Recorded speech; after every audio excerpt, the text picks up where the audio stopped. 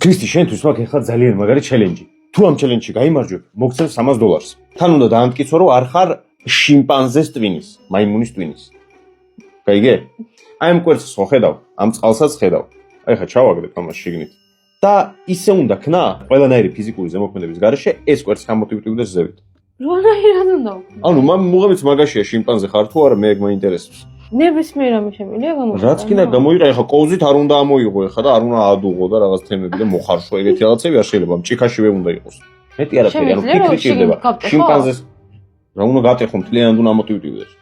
არ ვიცი, რანაირად უნდა ამოვატევტივო.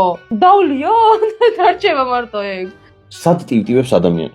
რა, წყალში ტივტივებს. კაი, სად მეტად ტივტივებს მაშინ ადამიანი? მარილიან წყალში უფრო მეტად ტივტივებს. ხალხ რომ მარილი ჩავყო რა ტივტივდება? არ ვიცი, სადე.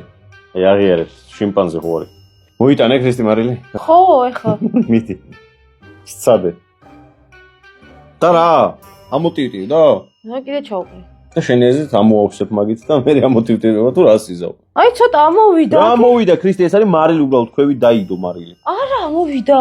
ეხლა მოვურევ და კიდევ ამოვა. $300 კარგავ უკვე რა. არ ვიცი, რა უნდა ვქნა კი? ამოურიე, რავი, ამოურიე მაინც რა მოხდება. მარილი თუ არ გაიხსნა რა აზრია? აჰა. აკე! ამოტივტივდა. შენია. ეს მე მიგანიშნე, გოგო. ჩაფურთხე. მიგანიშნე, გატიკი. აი კომენტარებში დაწერთ, რომ იმსახურებს ქრისტი თუ არა. რა თქმა უნდა, ვიმსახურებ.